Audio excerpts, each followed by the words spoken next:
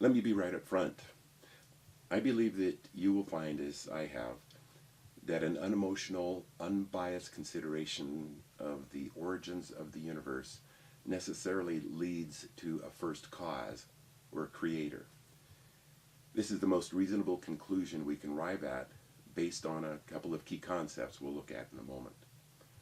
While I respect the beautiful concept of the blind faith of a child, which is essentially a faith based on faith, advances in the sciences have resulted in the wide promulgation of secular, agenda-based concepts regarding our origin that conveniently and purposefully omit fundamental points of logic. Now, when allowed into the discussion, there are key concepts that are consistent with, yet transcend the best pure science, and lead one, at least intellectually, to consider that the most reasonable conclusion we can arrive at is that God exists.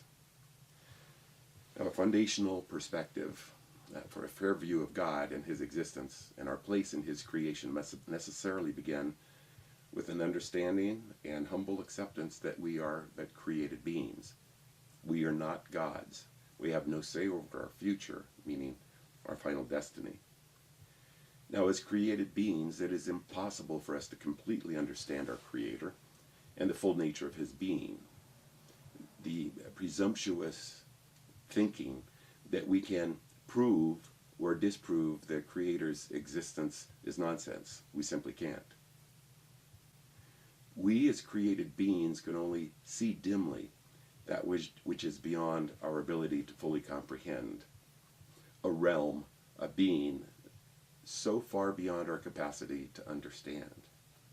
On the other hand, outside the circular logic of theology, we do have the ability to come to reasonable conclusions regarding God's existence and our place in his creation. Consider with me for a moment the concept of nothing.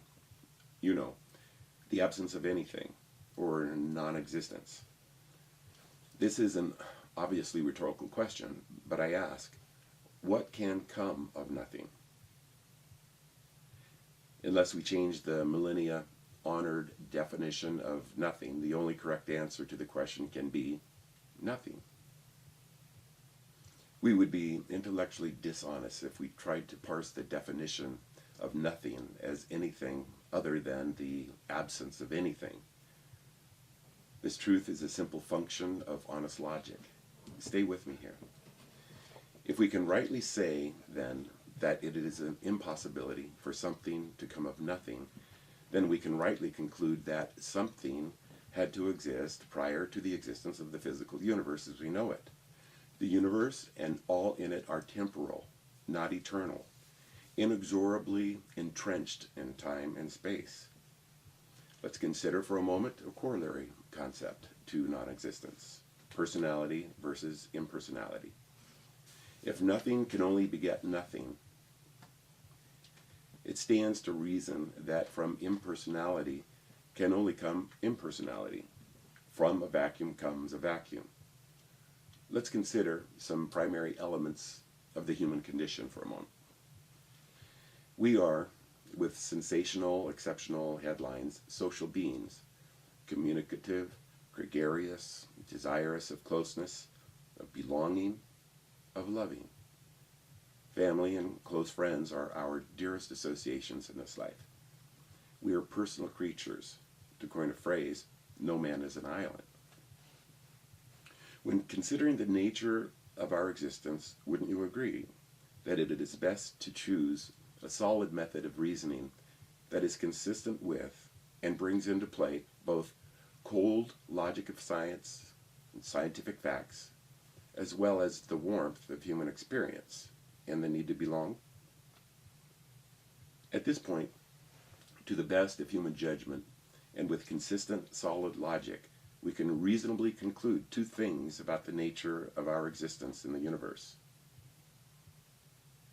That something existed prior to the beginning of the physical universe, and that something, as humanly observed and experienced, has elements of personality and order.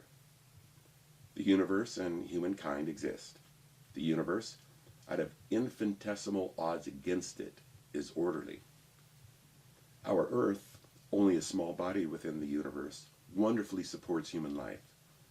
Humans are personal beings desiring closeness and real, heartfelt connections. Now, all arguments against the existence of a willful personal God center on the possibility that pure blind chance was at play in the beginning. Although, as we have pointed out, this is by definition a rational impossibility. But let's take a look at the creation equation as it looks with its element of irrationality or of chance. Now, to me, the comparison between the two cosmological equations is outstanding. We as humans are not robots. We are not, by design, forced into acknowledging our Creator. He didn't plan it that way. He didn't want it that way. We have options. The question becomes how we as individuals respond to our Creator. Faith is, on its own merits, by definition, irrational. Now, knowledge of God through creation is most rational. Knowing that it is most reasonable to believe that a personal God exists, and he in fact created the universe and humankind, is not a difficult conclusion. How we internally respond to this knowledge, I believe, is the most critical choice we will make in our own lives. Do we smugly, egotistically decide to go it alone as though we are gods ourselves? Or do we seek to know the Creator and what he has revealed of himself, a revelation that provides us life-giving reassurances of who we are and how we can respond to the Creator in a way that gives our lives real meaning and purpose? The choice is a very personal choice.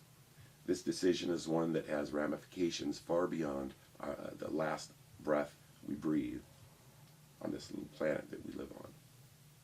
I'll close this segment on why I believe with a quote from the book of Deuteronomy, written approximately 3,500 years ago. But if from there you seek the Lord your God, you will find him, if you seek him with all your heart and with all your soul. Something to consider.